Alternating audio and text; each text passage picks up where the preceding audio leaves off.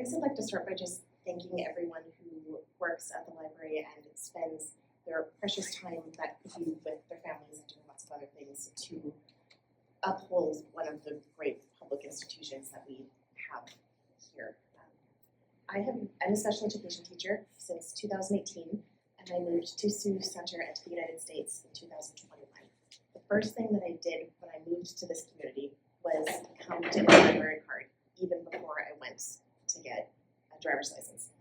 So for me, my passion with special education is for the right for everyone to read and communicate.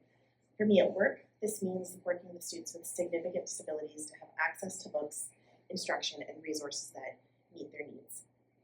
I have utilized the public library here many, many times in finding resources for my students that meet their unique needs.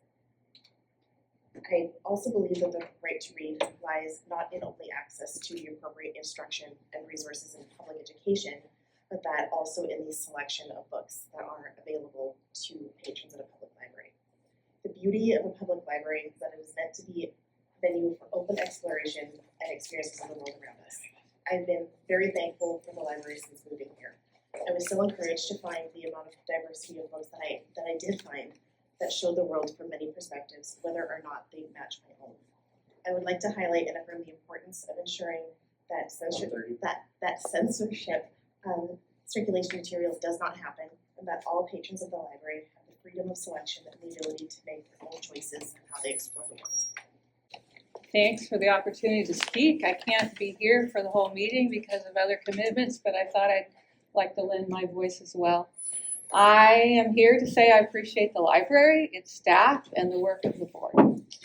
Our library is an amazing resource, and it serves our community well on so many levels, and you folks probably don't get enough thanks for all the service that you provide. I also wish to say that I'm in support of the library staff to follow the protocol that they have in place for adding to the collection. I would like to ask that we trust the staff rather than undermine their work. This does not mean that there's no place for critique, but after doing so, we should accept the decisions that have been made in good faith, trusting them to serve our community well. It's important to remember that our library serves a wide variety of readers that make up our community.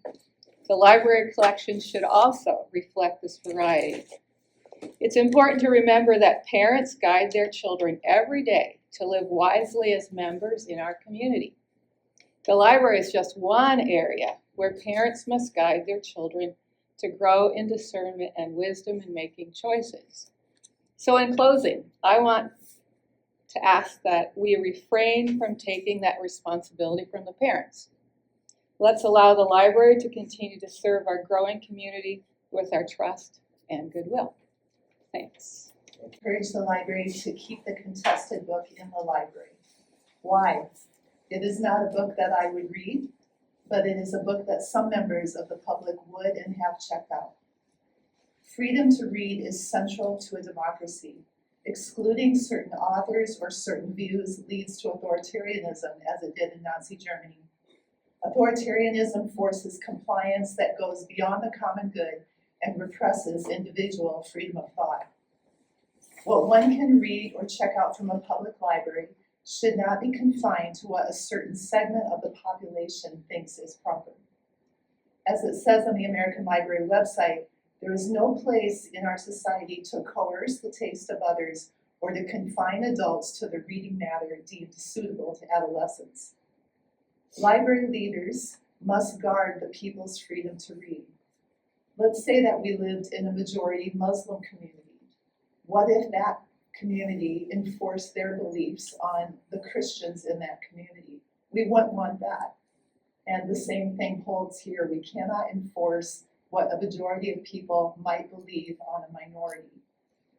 So library leaders, please vote against censorship and to keep this book in the library. Thank you. Place. I'm just here in support of the library, and I guess one of the questions that I have as I listen to this, I'm afraid that the Bible is going to be pulled off the shelf. I mean, if we go by kind of lewd sexual stuff, I don't know if we've read the Bible, the Judah Tamar story, others, I just think we get into some pretty dangerous territory here when we start going down that road. So I'm here to, on behalf of the Bible, that I don't want the Bible to be banned from our library. I think formal prepared, but I'm just here to say thank you to the library.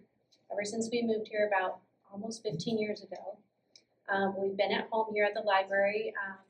I worked for a time as the art director in town and was home here at the library, and they welcomed me. So not just as a city employee, but also as a family member and community. We have a daughter with special needs, and this is the first place she comes to when she can ride her bike. So this has been a home to her in the community. I believe that all the employees here know her by name. I trust their advice to her when she comes by herself.